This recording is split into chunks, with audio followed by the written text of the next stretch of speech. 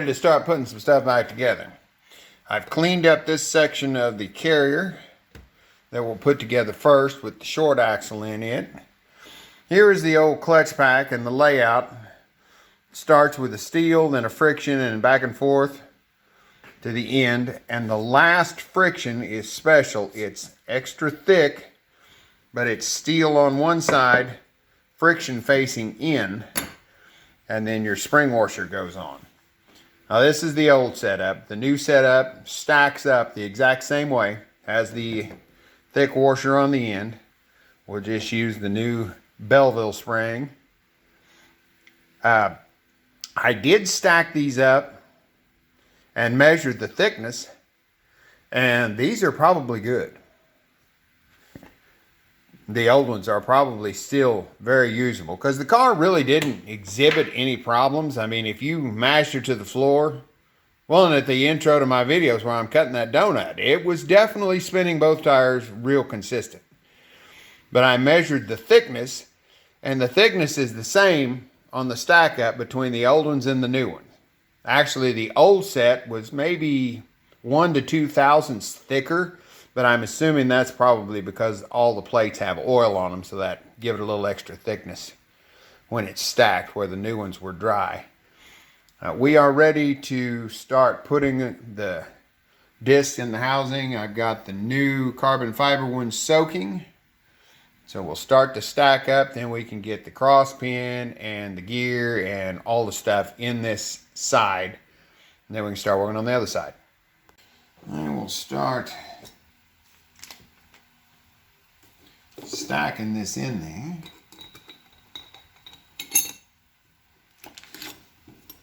Steel, friction, steel, friction, steel, friction, steel, special friction, the thick one, friction surface facing in,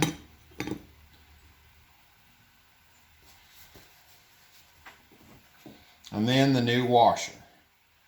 And it has numbers on it. The numbers should face up to where the raised inner part faces up. We'll set it in there so it can compress that. Now we can take the gear and work it down in through the pack. That gear's ready to go in. Set it down in there.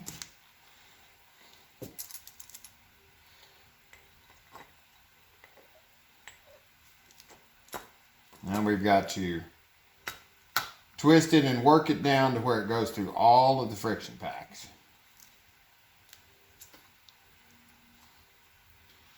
Now it is down onto the washer. Need to put the side gears in, or the spider gears in, and the cross pin. All right, I want to point something out here. I messed up taking this apart. When I put this in the press to push that down earlier, I set that right on the end of that shaft. Well, that's what you're trying to push down, is the gear and the shaft. I forgot that it was all one piece in these. So when I was pressing, I wasn't getting anywhere, and that's why I ended up having to tap that cross shaft out. Probably the only reason I got it out was because that spring washer was broke. So what you want to do, you see this section of the housing here? You want to take a socket or piece of pipe or whatever you have and position it like that and put it in your press. And that will let the gear press down the spring washer, and the shaft can go down in the socket. So don't do it the way I did. Now, this will work fine for assembling it, because now, of course, we have the new spring washer, so it's going to be a little more tight. So we've got that in the press. See these gaps here? When you're cleaning this, those are oil holes, so make sure there's one on each side. Make sure those are clean. Now we can take the two spider gears, and they have to engage the side gear there, and they'll line up pretty much with that hole, except because of the new spring they're going to be up in the air a little bit, and that's what we'll press down. Set both of those in place. Now we can take the tool, set it in there to where it is clearing where the pin will go by pressing on that gear. And you can look through the hole here and get a real good idea how far that has to go down. And once it's down, you should be able to pivot the gears. Make sure you got a good shot through there. Bring it down slowly. Move that just a little that way. That shaft has to go right through the middle of that tool. Okay. Now this shaft has to go in there with those holes facing up and down, because these bolts that hold the assembly together go through the shaft. It keeps everything from rotating. So when we're putting this together, we'll make sure that the bolt can go through the housing and the shaft.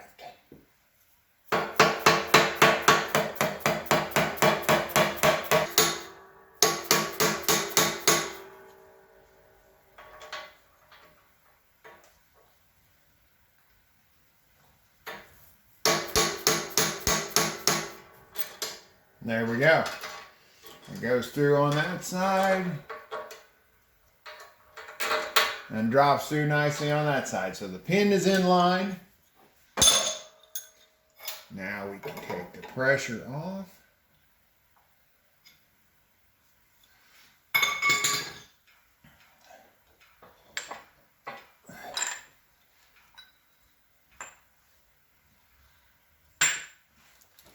And that side is in there. We are ready to do the other side now. Got this cleaned up. On both of these, when you're working on them, make sure that you get the last steel out of here, because it is usually stuck to this bottom and you've got to pry it out. It just doesn't pull out. If you leave an extra steel in there, you're going to have issues, because you're going to have a extra thick stack up, which is not going to work. So I've got the friction soaking. Okay, we're ready to stack this up, same as before. The steel goes in first, and then alternate back and forth with your frictions. And your last one, just like on the other side, is the thick one, steel on one side, friction on the other. Friction goes down.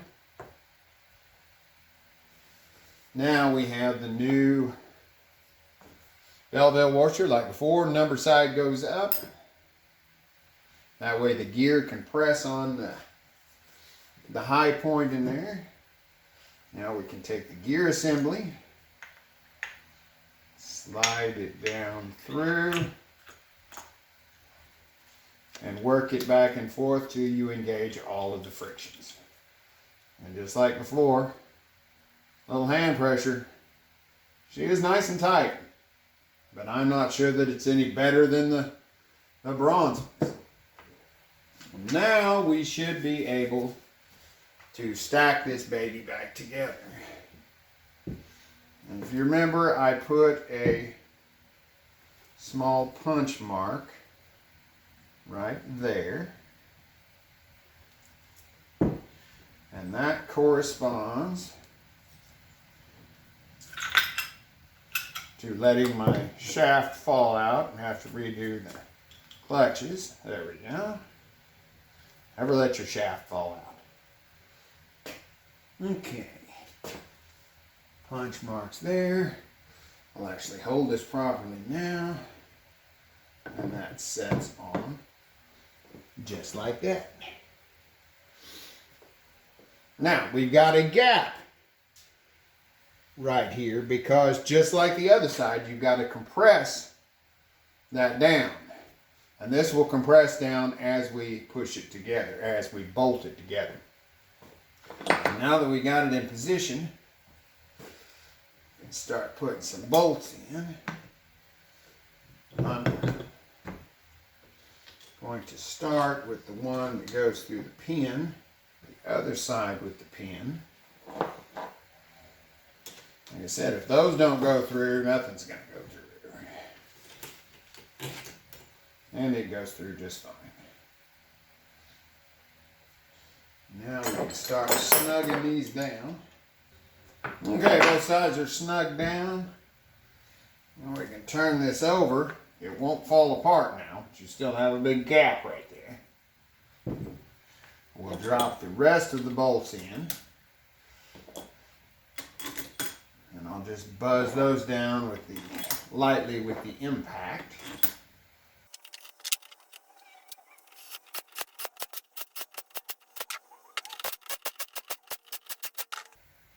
Okay, now we have no gap between the two, so we can hold this assembly in a vise.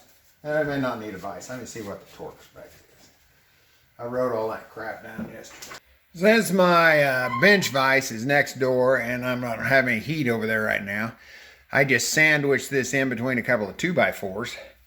Nice sturdy in there, and torque those down. All those bolts, 41 foot-pounds. Next we can put on the ring gear. I got the ring gear cleaned up, set it down on the housing. I'm going to hold it in place, set it up like this, so I can get everything lined up like it's supposed to be.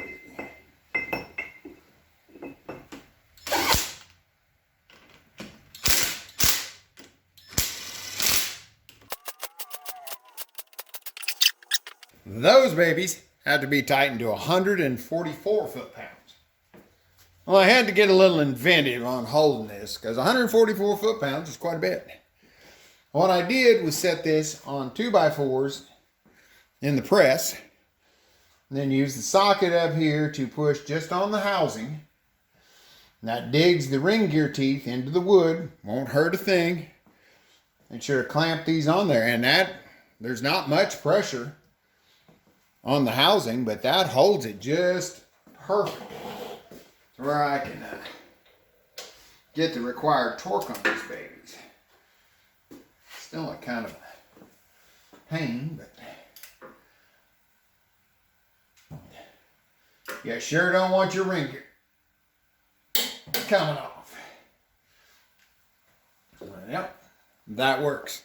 That works better than probably putting it in a bench vise. Well, I'm definitely going to remember this little trick because that was probably the easiest job I've ever had on putting ring gear bolts in, because normally it is a pain to hold on to the housing. Now, I don't think I videoed when I broke them free because they are tight, seriously tight. But I just put a wrench on them and whacked the end of the wrench with a big mallet. Because I didn't have the air turned on, or I could have used the impact. Well, I take that back. I don't think my impact's got enough ass to break them free, but smacking the wrench with the mallet did the trick, and then buzzed them out with the little impact. So this works great for tightening them up. Well, that has the carrier assembly complete. I'm just going to leave it over there in the press for safekeeping till I'm ready to install it. Right now, is that a broken off bolt? I didn't even break that one off.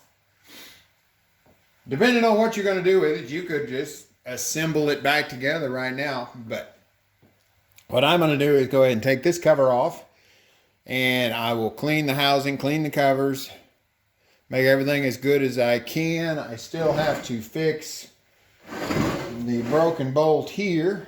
I may have to fix a broken bolt there. And then we'll put new seals in and then do the final assembly before we put it in the car. But like I said, that's all for the carrier. Now it's just cleaning. Well, I got lucky, if you could call it that. That does appear to be a pin. It's nice and rounded on the top. So it's an alignment pin. Why this side has an alignment pin and the other side does not.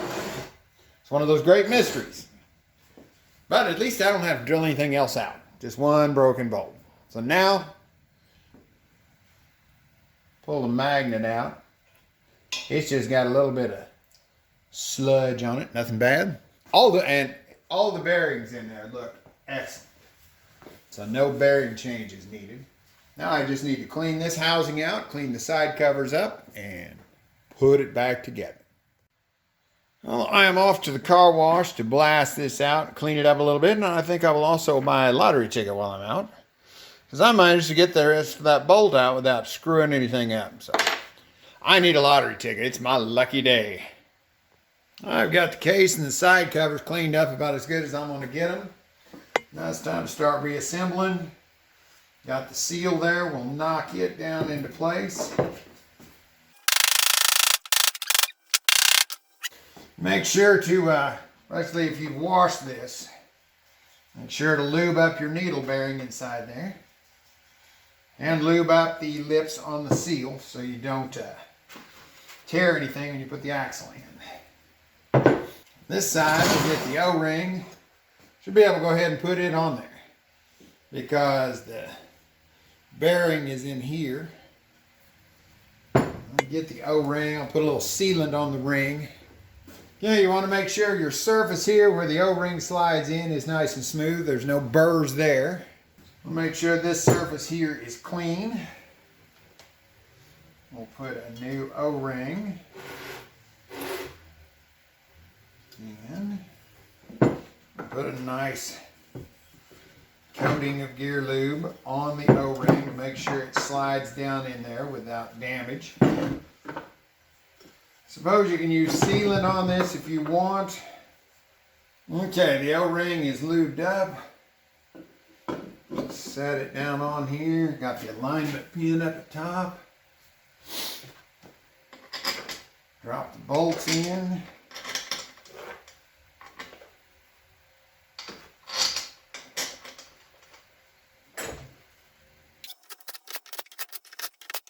Just evenly run that down in there.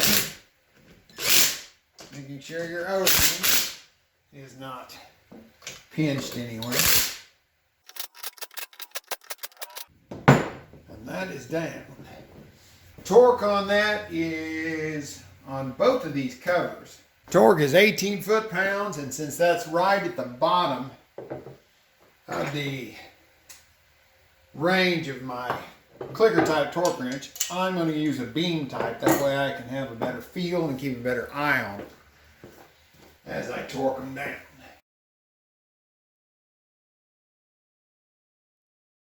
Okay, that's all set up. Next we can put the pinion back in it. These diffs do have some big bearings.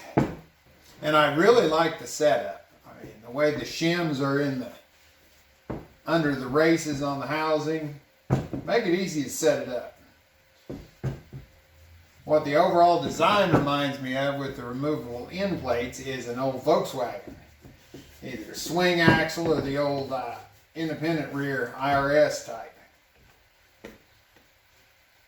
Getrag may be German.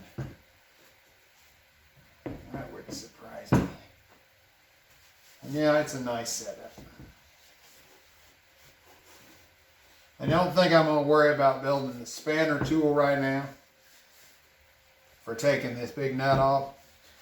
If I have a reason to take one off, I can just build the tool at the time. If I spend the time to build one now, I probably never need it. That all turns nicely. Shim pack. And if you remember, I marked this. There's my mark for the top. And one thing the shop manual did say to do was to heat this to ease the installation. Now it came out pretty easy without heating it. I'll warm it up just a little bit, see if it'll slide down there any better.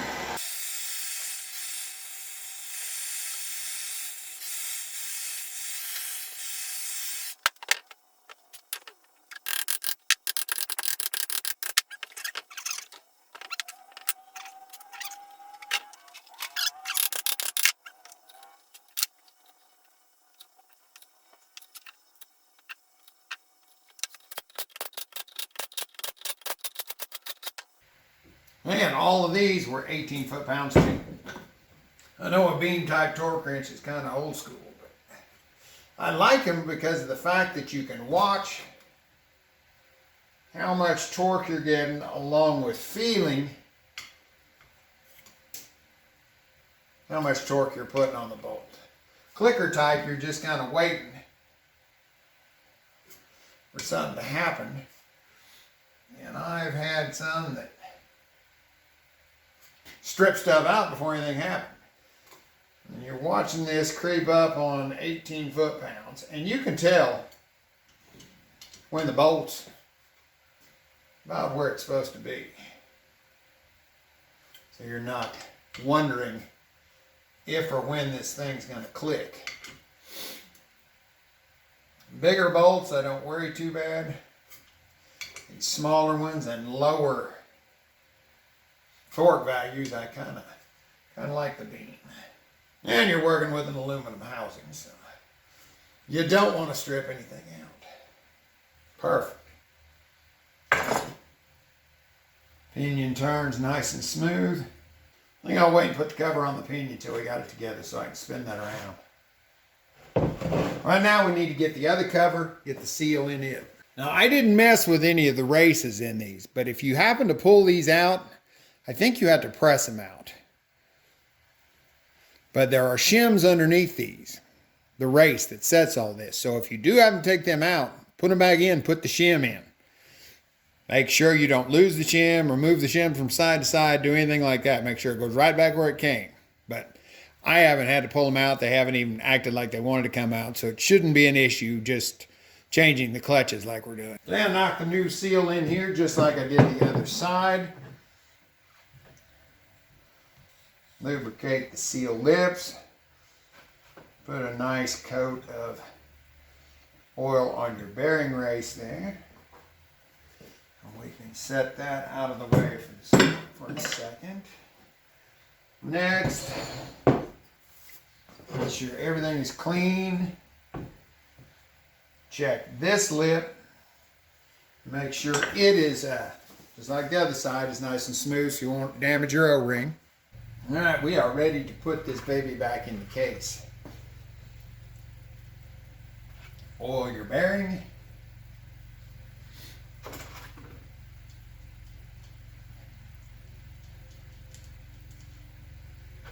I've already put some oil on the race inside there. So now you're ready to carefully slide this back in there. I think you're supposed to do this vertically with the special tool holder they got, but it's not that hard to do it like this. And I don't feel like I'm going to damage anything, so just got to get that. It's in there. I thought I still had a ways to go, but now it's just moving. I probably will put that vertically just to put the cover on. Now we've got the new seal in there. We'll put a new O-ring on. And like I said, it's your call on whether you use some kind of sealant on this too, or just the O-ring and some oil. There was some kind of goop there in the crevice, but I'm not too concerned with it. But then again, if it does leak, I'm not too concerned about taking it apart and fixing it. All right, I'm going to back the camera up. I'm going to put the differential here on the little deal I've got so that shaft will fit through the hole. Should set upright okay, as long as I don't do anything silly. And that lets that set in there properly. Then now that the carrier assembly is in there, we've got to put in this little block. Then we took out the little reinforcement block and put in the stud. Okay, the little block is not symmetrical. It's got a thin end and a thick end. The thicker end goes toward the top of the differential. That way, when it's in there, it will be parallel with this side here.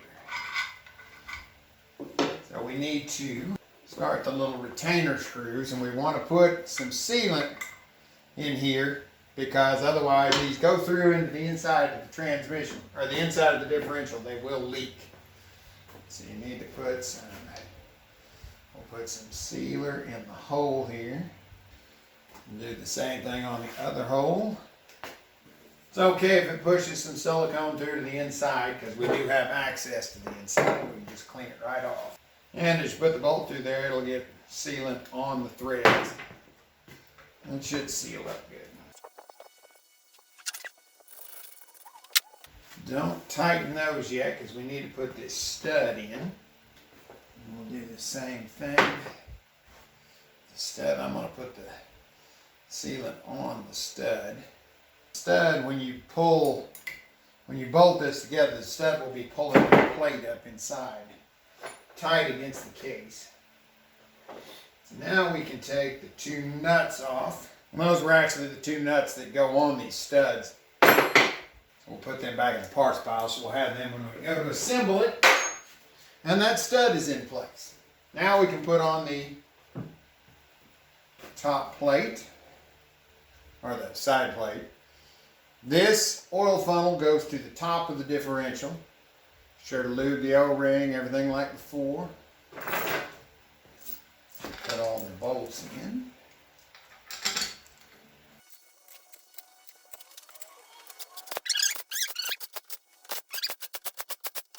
Now I'm going to set this down, and we'll tighten all those bolts like the other side to 18 foot-pounds.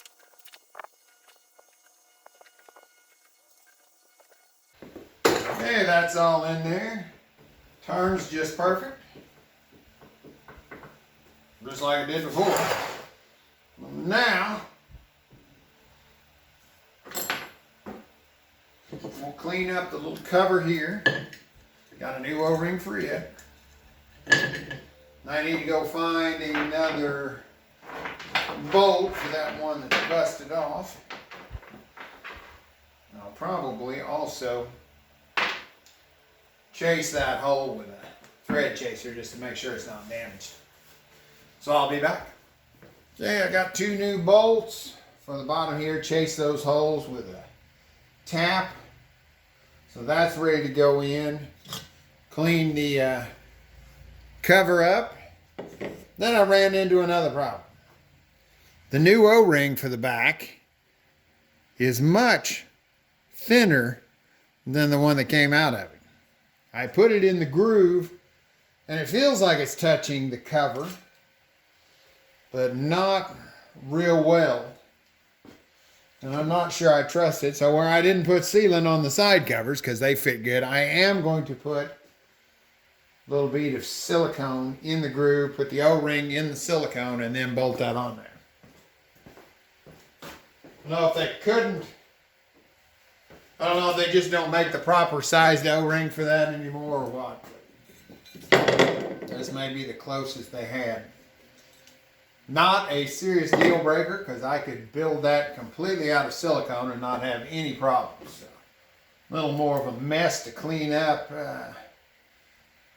next time I have this cover off. But well, I guess if you're going to have anything that leaked, this one would be the easiest one to fix. Some in that groove. Put that O-ring in there. And then wipe off the excess. Well, I'm confident that won't leak. This one over here had the stud. Hold the wiring.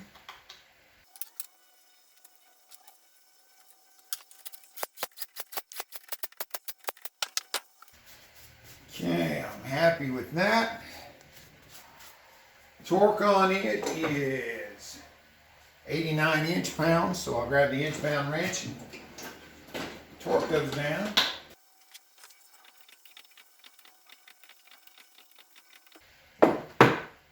All right, last step, speed sensor.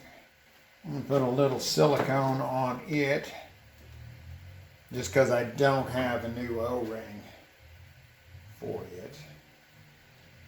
Just a little smear just to make sure I don't have anything puking out the top.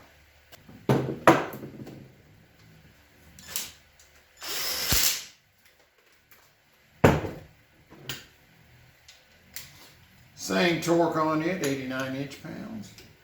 And that is that. I don't see any leftover parts, which is always a good sign. Except for the pile of old discs.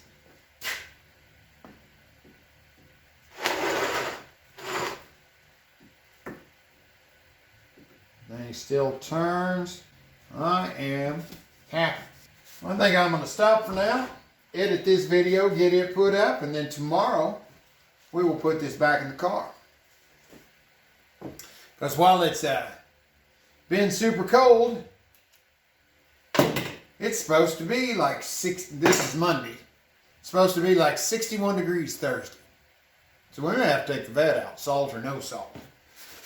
I've had it out in the salt before, I just cleaned it up really well. Alright, thanks for watching. We'll get her put back together tomorrow.